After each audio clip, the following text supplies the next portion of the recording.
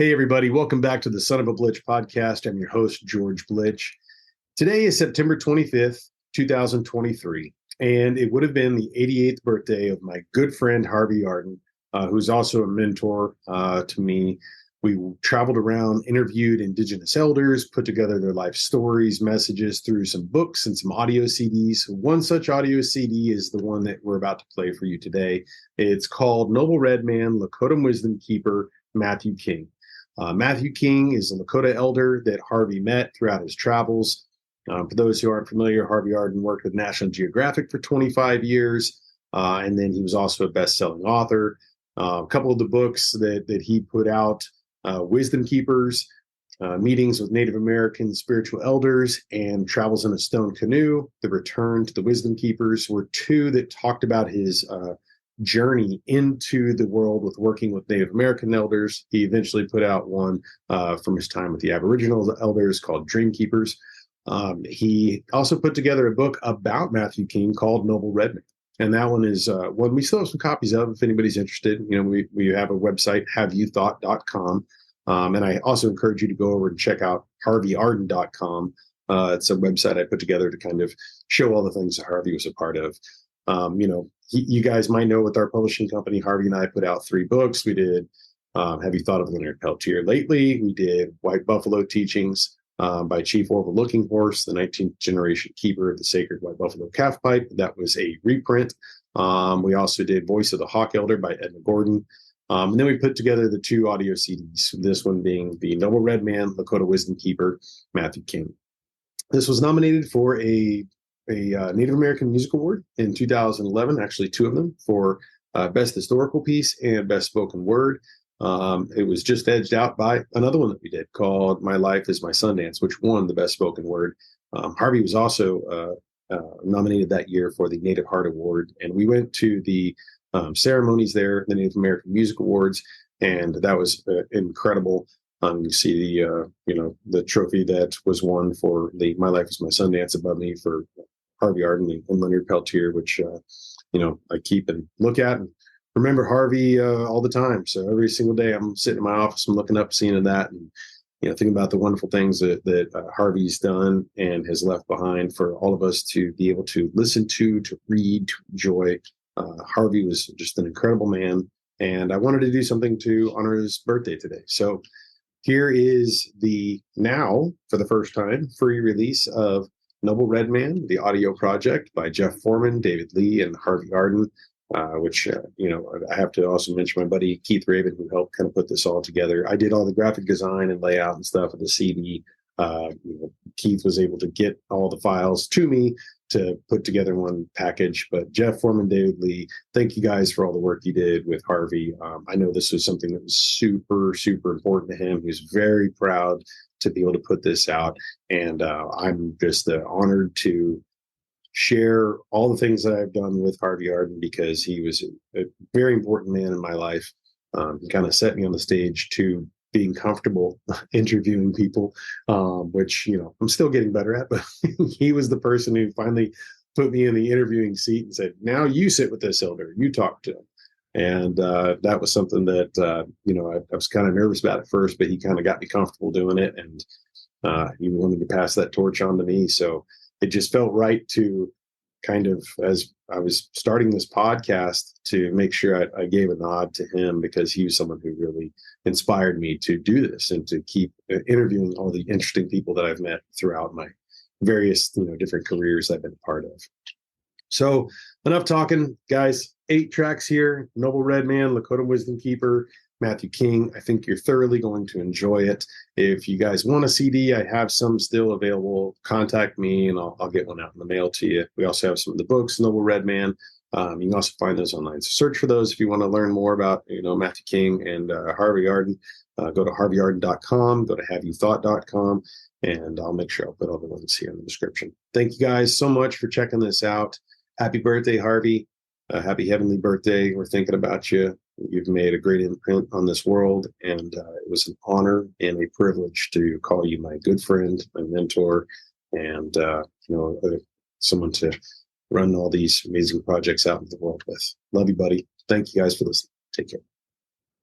Track 1, Praying for an Eagle. Wounded Knee, 1973.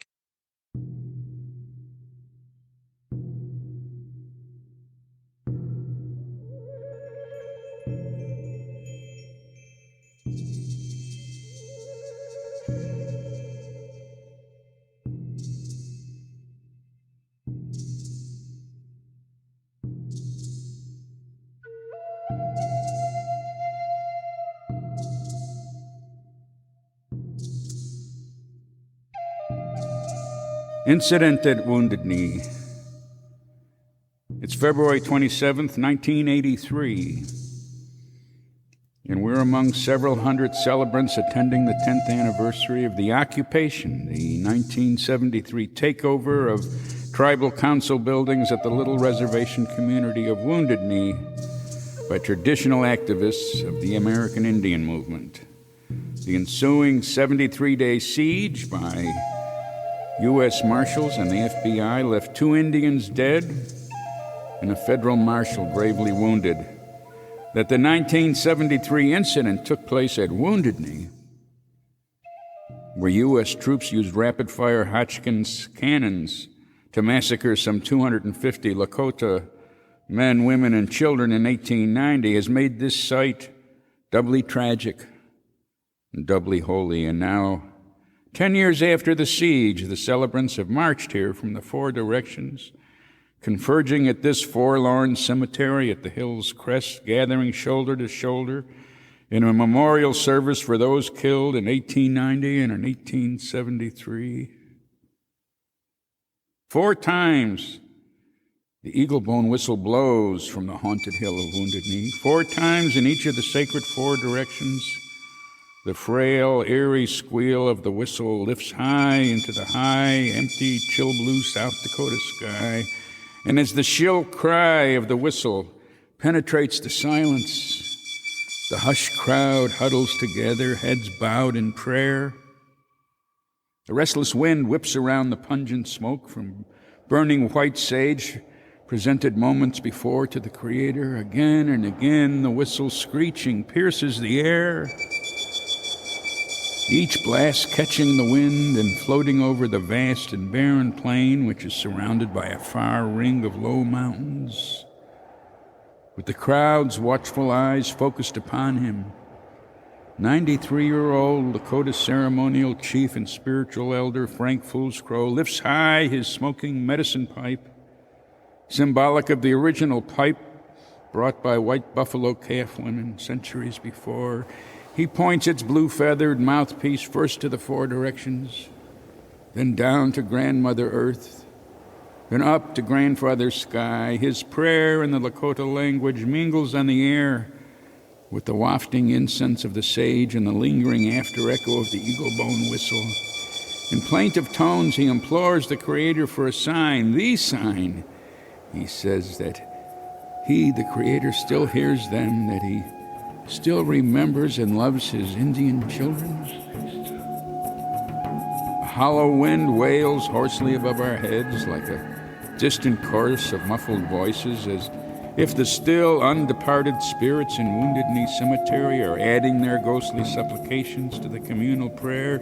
And after Foolscrow's moving words, chanting singers and drummers raise a musical prayer into the wind, and soon the crowd begins to murmur.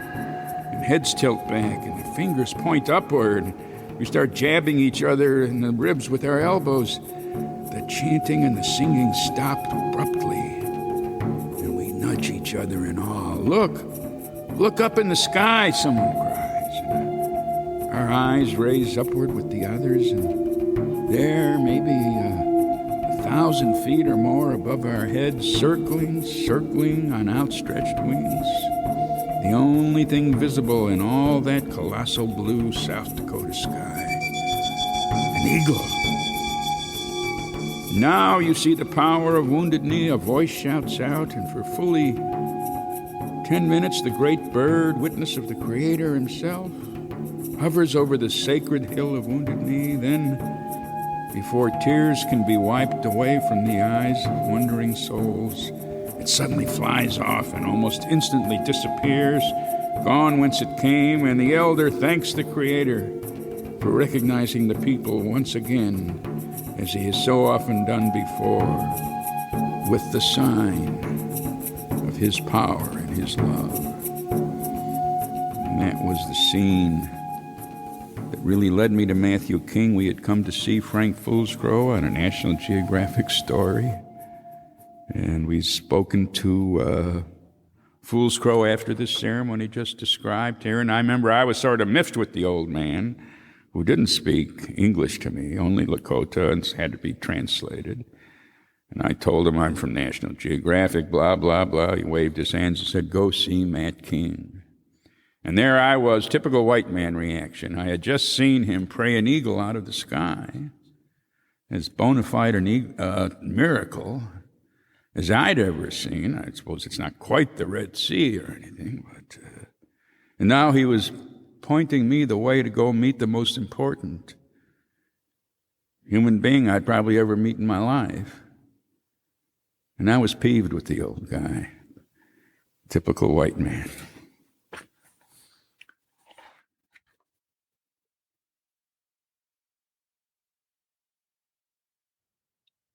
Track 2, Meeting Noble Red Man.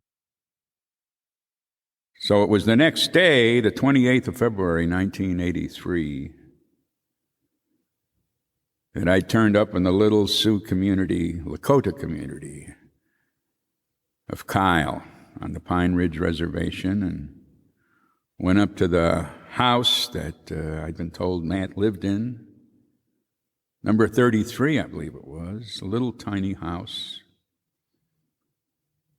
Right there, just a few feet off the main road. And like with a lot of Indian houses, I went around to the side door. I've learned that the front door is rarely used. They use the kitchen door. And I came to, there was a kitchen door, and the door was open. This was a screen door on it, and I looked inside and gave it a little knock, and I heard a shuffle inside.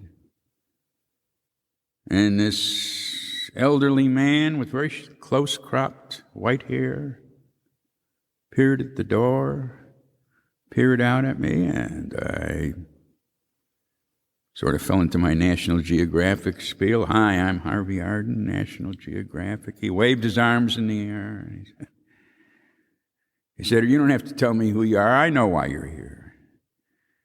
He says, "White man lost his instructions. That's why you're here, right? You come to steal ours?"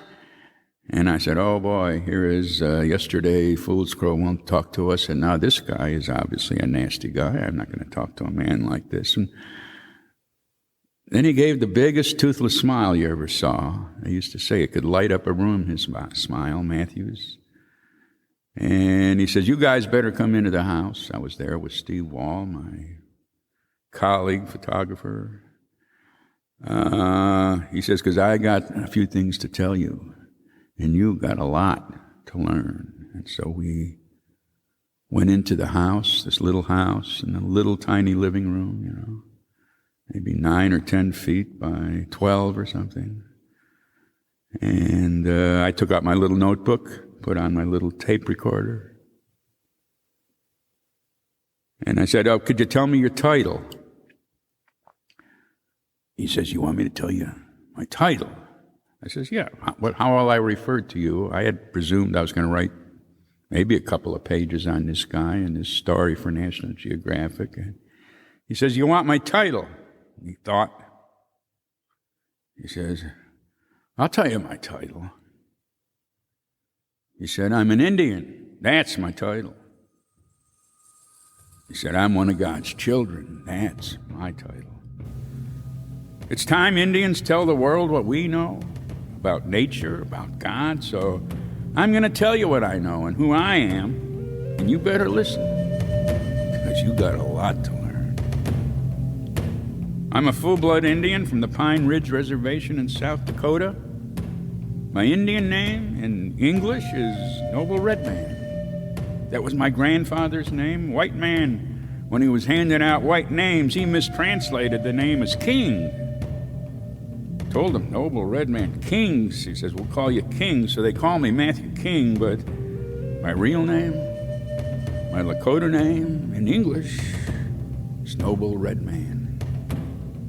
I speak for the Lakota people.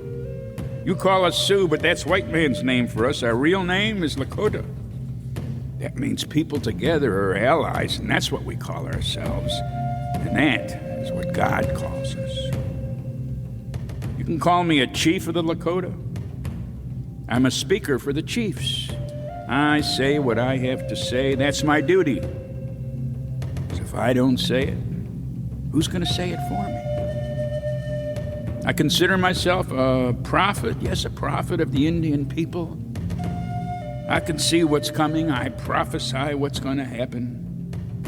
I walk with the Great Spirit, with Wakantanka, with God. Wakantanka, that's what we call him in Lakota. I talk to him. The Great Spirit, he guides me in my life. Sometimes he comes to me and he tells me what to say. And other times, I just speak for myself, for Mathew King. So you can call Wakantanka by any name you like. In English, I call him God or the Great Spirit.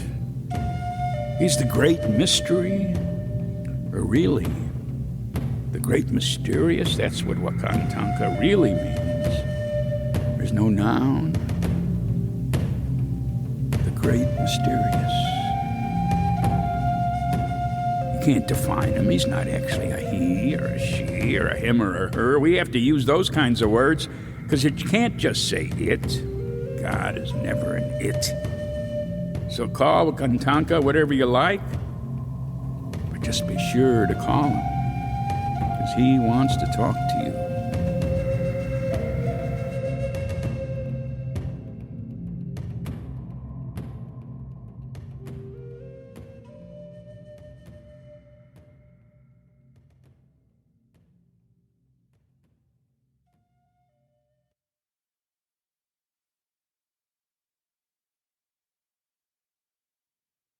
Track 3. Could you share some wisdom?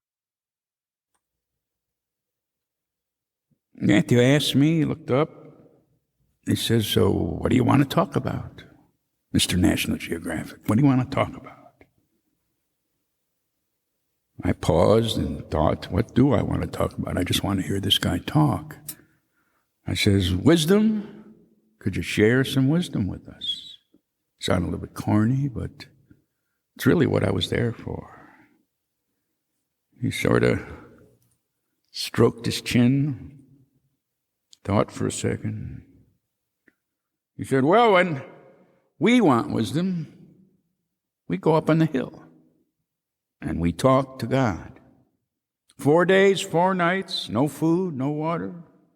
Yes, you can. You can talk to God up on a hill all by yourself. You can say anything you want. Nobody's there to listen to you. That's between you and God and nobody else. And he smiled with that wonderful toothless smile. He says, it's a great feeling. It's a great feeling to be talking to God. I know. I did it way up on the mountain. The wind, it was blowing. It was dark. It was cold. And I stood there and I talked to God. And I thought to myself, I remember him speaking those words, and we have them right there in the tape. Wow, this guy is saying some pretty heavy stuff in beautiful words. There's much more here in the book, but these are those sections I'll usually read to people, particularly like this one. We live by visions. We live by dreams. We live by miracles. Miracles that come to us in our everyday lives, in our ceremonies, in our prayers every day is a miracle to us. And many times I've seen the eagle come out of the empty sky and circle over our heads when we blow the eagle bone whistle. The eagle, he's the witness of the Great Spirit. He's the eyes of God, of Wakantanka. Once I had an eagle dream. I left my bed and I flew with the eagle out below the sun and above the clouds. And After we circled around up there 10 times, I flew back down to my bed, and the eagle, he came back down with me. And he flew around my head 4 times. Then he flew away. And now, whenever the eagle joins us in our ceremony, I always say a friendly hello to him, and he says the same to me. He remembers me, and I remember him, and we keep an eye out for each other. The eagle is my symbol. In our way, you always have a symbol. That's your power. It reminds you of God. It reminds you to do good. Some missionaries, they came to one of our ceremonies. They watched us while we danced. I told them, everybody, look up in the sky. See, the eagle. The eagle, he's come to join us. And sure enough, he did. The eagle came over and he flew right down into our ceremony. And he stood there on 1 foot with 1 leg up in the air. And he carried 2 feathers in his claw. And he put them on his head like a crown. And then he started dancing. And we danced with him. And we all cried to see the eagle dance. Even the missionaries cried. We can't believe it, they said. It can't be happening. But it happened. God came down and he danced with us. I've seen the spirits of our ancestors come join us when we sang the spirit songs. They sing with us all night. They take our hands and they dance with us until they fade away with the morning. I've sat down with the buffalo, and they don't bother me. They know I'm an Indian. They nurse their calves beside me, and they let me be. Any white man try that, Harvey. The only miracle would be if he got out of there alive. I've gone up in the mountain praying for a vision. And I've talked to Crazy Horse. I've talked to Red Cloud. I've talked to Noble Red Man, my grandfather. They teach me things the living have forgot. Things the white man can never know and never understand. White man came to this country and forgot his original instructions. We Indians, we've never forgotten our instructions. Our instructions are very simple. To respect the earth, to respect each other, to respect life itself. That's our first commandment. That's the first line of our gospel. Respect is our law. Respect for God's creation, for all the living beings of this earth, for our mother, the earth herself. We can't harm the earth or the water because we respect their place in the world. We could never kill all the buffalo the way you did because it shows no respect for why the buffalo are here.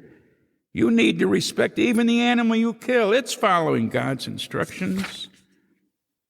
You must respect other people's dreams. Respect their dreams, and they'll respect your dreams. You need to have respect even for those not yet born, for the generations still to come. They too have their rights, and we have to respect them. That's our religion. That's our law. That's our way. Those are our instructions.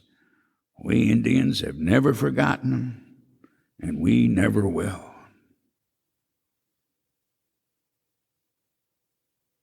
I was always surprised by this little piece that an Indian, one of the most oppressed creatures on God's earth, could come out with one of these truths about goodness.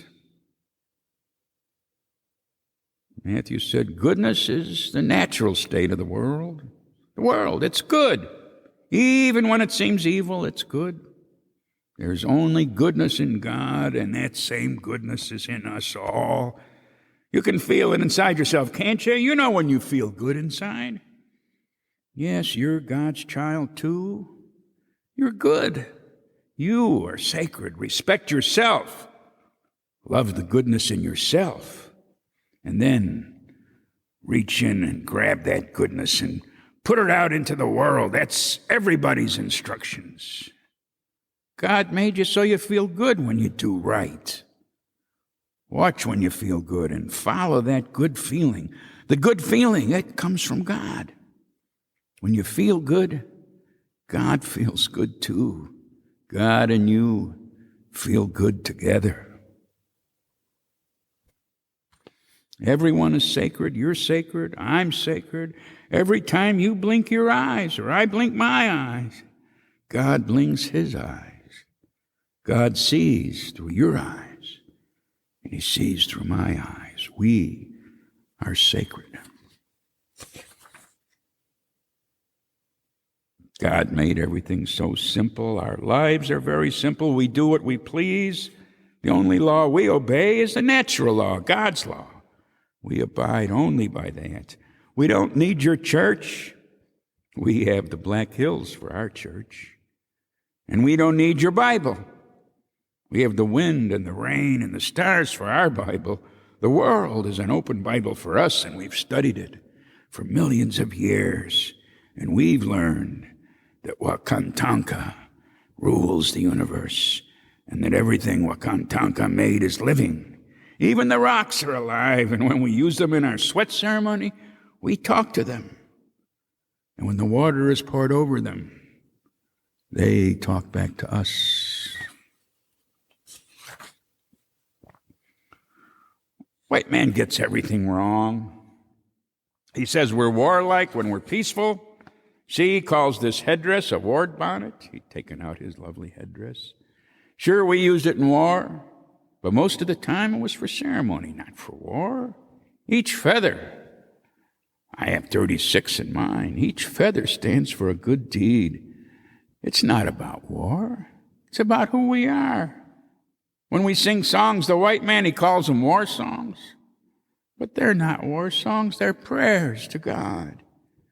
We have drums, so what does white man call them? Of course, war drums. But drums are not for war. Drums are for talking to God. There's no such thing as a war drum. White man sees how our warriors paint our faces, so he, of course, calls it war paint. But it's not for war either. It's to make it so God can see our faces clearly when we have to die.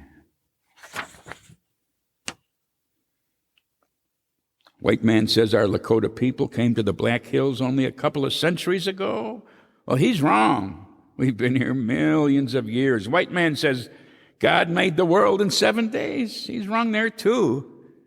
God's been making the world for millions of years, and he's still not finished. He makes it new each morning when the sun comes up. And if he didn't fit, the world would be gone. That's why we send up our prayers to him each morning and each evening, to thank God for the world. If we didn't thank him, he might not keep making the world new every morning, and it'd all be gone. And then what would white man have to steal from us? People ask me how I know what I know. I tell them I listen to what the old people, the elders, had to say. They pass on the stories that have been handed down through the generations.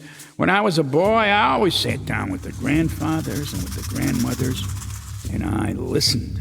And they told wonderful stories, and they never lied. Maybe those stories to you, Harvey, would seem fantastic, or to any outsiders, but those stories were true. From the elders, I learned about the spirit warriors who control the air in the universe. They gave me the names for all the stars, the morning star, the evening star, the Big Dipper, and all that. They brought the stars to life. Is there any power greater than that? We follow the teachings of the elders and of our ancestors. In our way, the elders give spiritual direction to the people. The wisdom of thousands of years flows through their lips. In our way, when we grow old, we become elders. In white man's way, when you grow old, Harvey, you just grow old.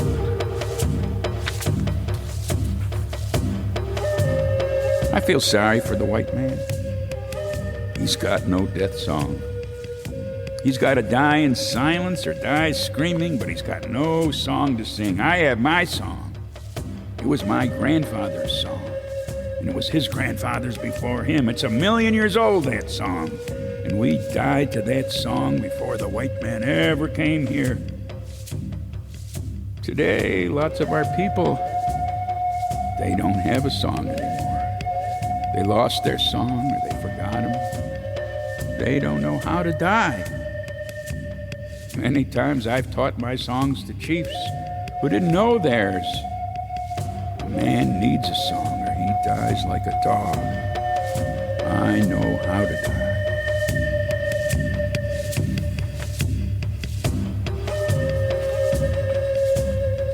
Our people lived for 900 years or more once. Your Bible says that same thing, and I believe it on that one point. That was in the beginning of time when God taught the human race his power. Human beings obeyed that power and lived a long and a useful life. But then people went against his law, and he cut down their number of years, and it went from 800 to 600 to 400 to 200 and so on.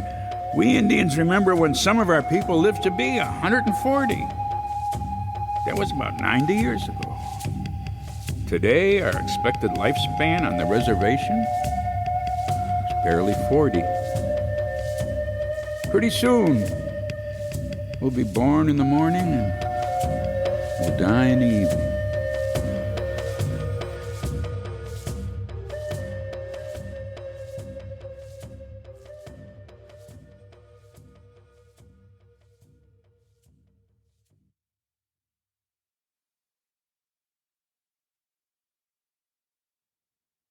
Track 4. The Three Powers. Mathew often talked about what he called the three powers of the world, and nowhere did he ever really clearly and sequentially explain what the three powers were to me. But when I went through all the tapes and found all the different references, probably dozens, and he was no longer around for me to ask him to re-speak it, I put together bits and pieces from many of his words on different tapes and came up with this, the three powers of the world. God put three powers into the world for us to use, and we need them all. We Indians know all three, and it took us millions of years to find them. There's the material power, there's the spiritual power, and there's the supernatural power. And the material power, that's the goodness of this earth. And the spiritual power, that's the goodness in human beings. And the spiritual power is the goodness of God, Wakantanka, the Great Spirit. The three powers are all separate. They're not connected. It's the job of human beings to make that connection. We connect the three powers with our prayers, with our ceremony, and with our deeds. And every good deed is a pillar of the whole creation. Every prayer holds up the world. Our ceremony, our Sundance, that keeps the universe in harmony by connecting the three powers. Material power has the strongest hold on people. It's the power God gave us to use and enjoy the things of this earth. But some people think it's the only power, and they're like the ones who take the uranium out of the ground where God put it and build atom bombs to kill human beings. Then they go to their church and call out, "God bless us, help us rule your world." Impossible. God's not helping them. They can't rule this world. This world is God's. And only God rules this world. Second power, spiritual power. Without the spiritual power, the material power will destroy all life. Materialism without spirituality is the curse of this world. Spiritual power is the power to do good. It's the power to pray. It's the power to talk to God, to listen to Him, to follow His instructions. We don't have to do it. It's up to us. That's the spiritual power, the second power God gave us. And it's what makes us human. Now, the third power, That's the supernatural power. That's the direct power of God entering into the world he made, and it refers to God himself, the great, mysterious. And you can't use it for yourself. That's sorcery. It's supposed to use you.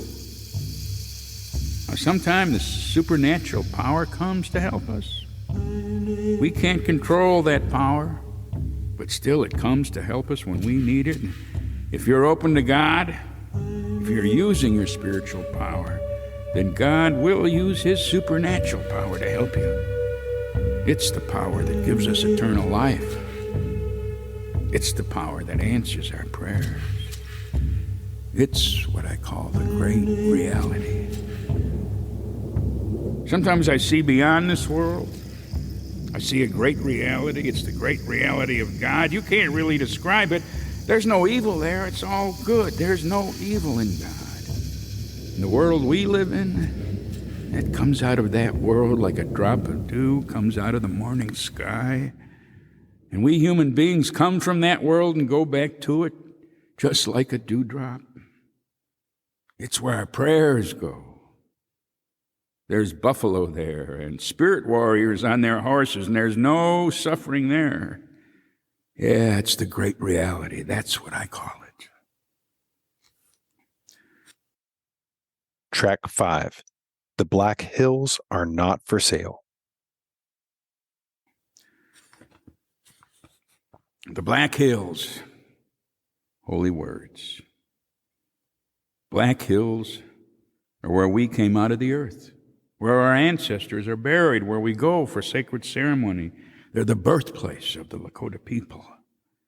Now, the white man, he wants us to take $100 million for our Black Hills.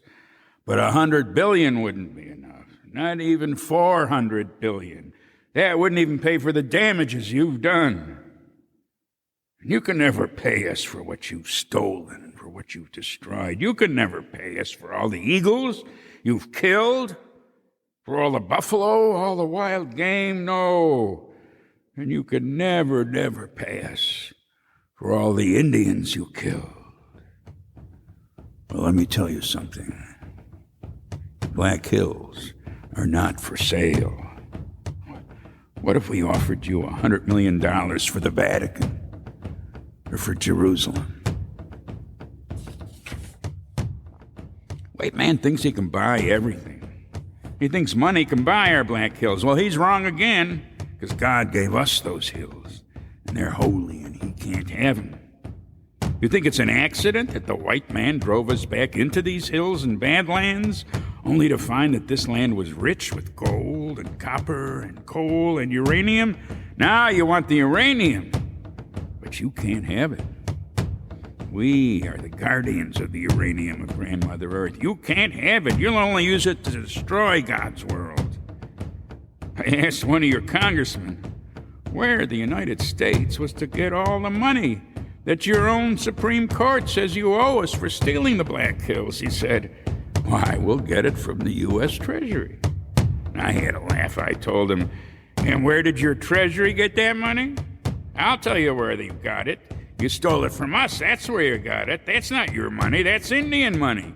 You stole our hills, our resources, then you put the profits in your treasury. And now you're going to take a little bit of that money, the money you stole, and give it back to us as full payment, a little bit of it. You're going to pay us with our own money? You must think we're crazy, but we're not. We want our hills back. You white man, you've taken everything, and you've given us nothing.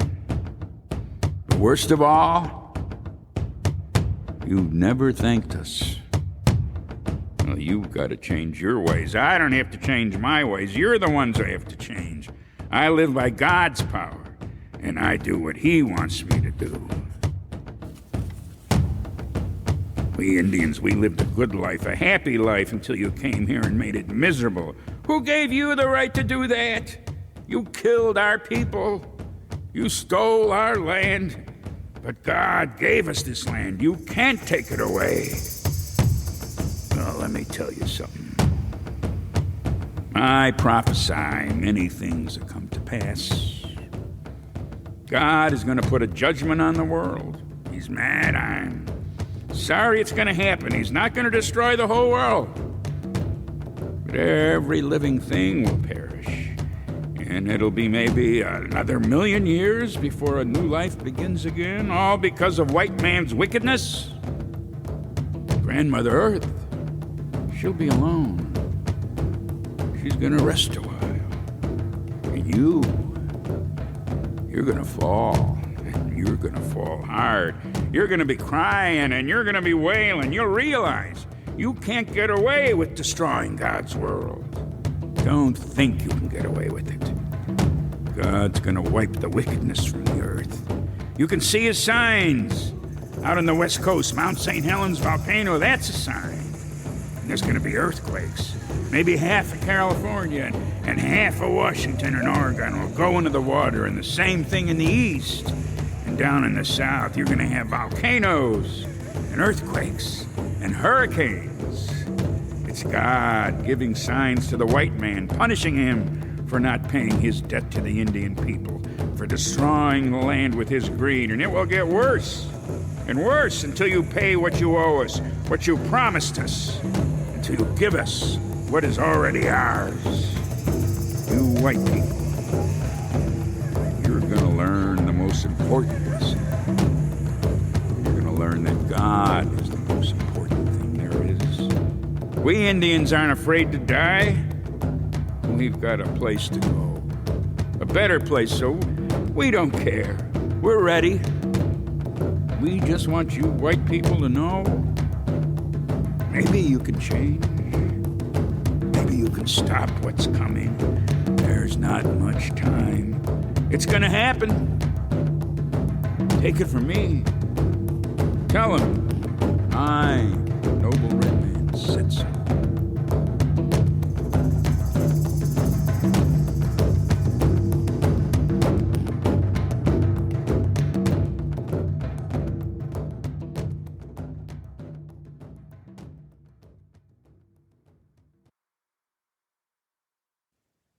Track 6. Before the White Man. There's a little section here called Before the White Man. Excuse me for white bashing here, folks, but darn it, we've earned it. No people on earth ever enjoyed a freedom like we Indians enjoyed. Before the white man came to this country, everything was free. Can you imagine? We were free. So were the animals and the birds and the rivers and the whole wonderful land from end to end, all free, all pure, all happy. This was the freest and purest and happiest place in the whole universe. We were the Great Spirit's forest children, living free according to his law. Then Columbus and his gang hit the country by accident. Let me tell you, we're sorry they ever did.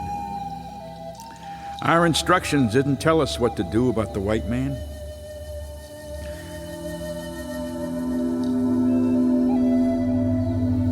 We welcomed him when he came here.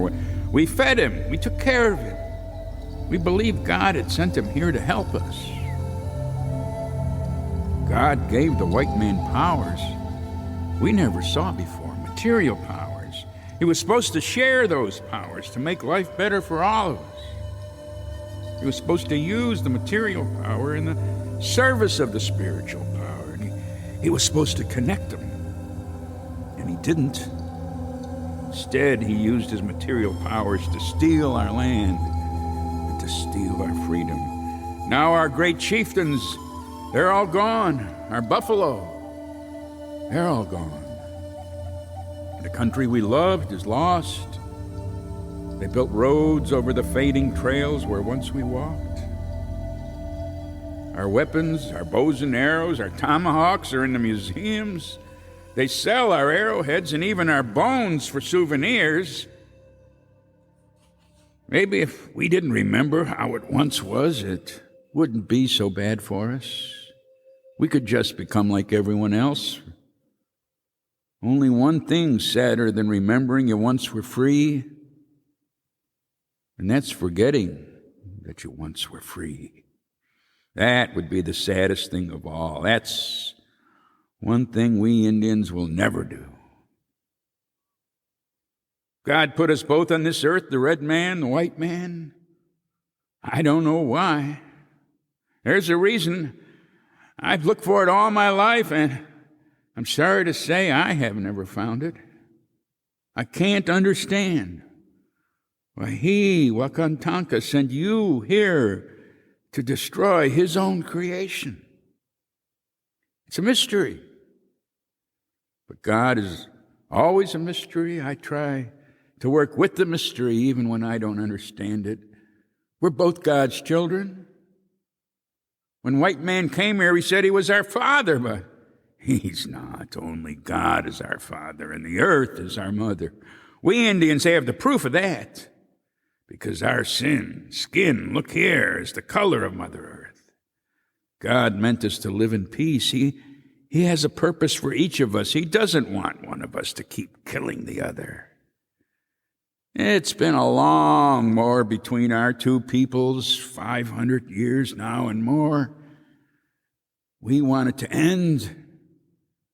Maybe white man thinks he's already won, but you can't win when you go against God, when you go against nature. All you win is God's wrath and God's judgment. God, Wakantanka, will always be the winner.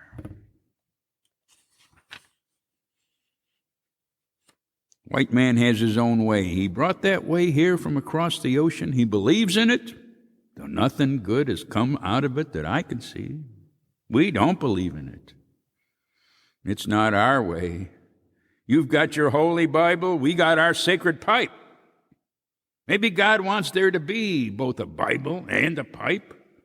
We're not trying to convert you, and we don't want you to try to convert us.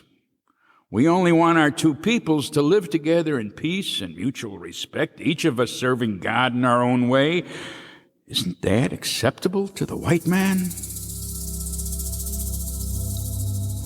We don't condemn all white people. There are many good white people. They lead a good life. They don't do evil to others. They live with God. We don't hate anybody.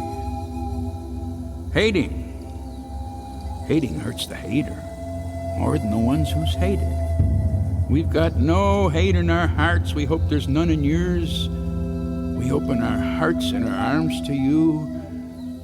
But to tell you the truth, I don't know if we can ever really come together. But I'm a dreamer. I'll tell you my dream. Someday, red man, white man, we'll sit down with all the races of humankind, and we'll solve our problems together.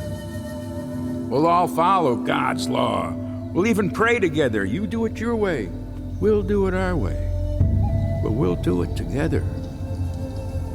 Someday we'll have ceremonies together. And you'll see the eagle. The eagle, he'll come down and join us. He'll dance with us. You'll learn what it's like to dance with the eagle. It's true. We can all dance with the eagle. We can all fly with the eagle. God would like that, I know. That's coming close, I hope.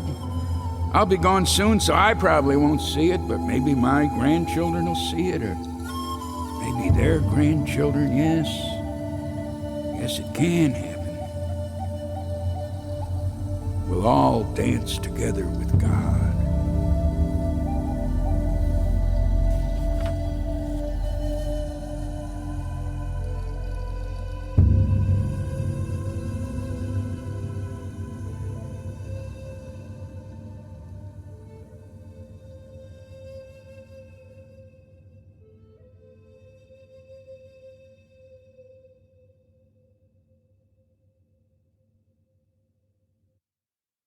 Track 7.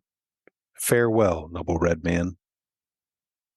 Mathew King passed away, or as his people say, took the holy road on March 18th, 1989. Many times he spoke of his own impending death. He once told me, last night I had a dream of my wife for the first time since she passed away 4 years ago. She came to me and she told me it's a very peaceful place up there. She said, it's the best place, far from the wicked world. And she said, we lead a good life up here. She said, she wanted me to hurry up and come on up there.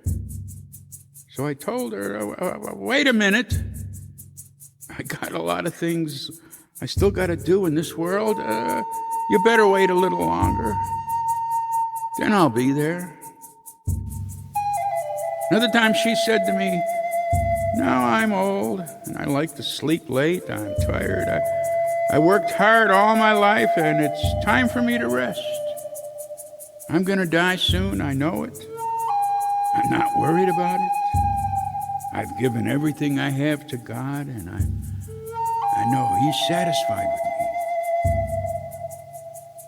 After one of our conversations, Matthew had me set my pen on a chair cushion. He said he wanted to put a blessing on it, so you don't do any harm with it to the Indian people, he said. He stood there in front of me, arms raised, and he prayed aloud for several minutes in the Lakota language. He talked to God, as he'd done so often throughout his life. Then, finishing the prayer, he continued to stand there, head tilted back, eyes closed, listening to God. I could feel the Spirit blowing right through us like a great wind. Finally, he nodded, smiling that gentle smile of his, and said, I told God what you're doing. He tells me you're going to have a good journey. No harm will come to you, and no harm will come to the Indian people from what you're doing. I've done my best to live up to that over the years, that blessing. I'll always be grateful for it. It's carried me a long way, this far certainly. And I suspect the journey still isn't over. I'll still be needing that blessing. Now that he's gone on to that great reality of which he spoke, the world is the poorer for his passing, but infinitely the richer for his having lived among us. Matthew, thank you. If crazy horse is to come back as thunder and lightning like you told us, I like to think that Mathew King, Chief Noble Red Man, will come back too. Maybe he'll come as rain, a gentle rain, pure and cleansing, falling on a spring day upon his beloved Black Hills. I know he'd like that.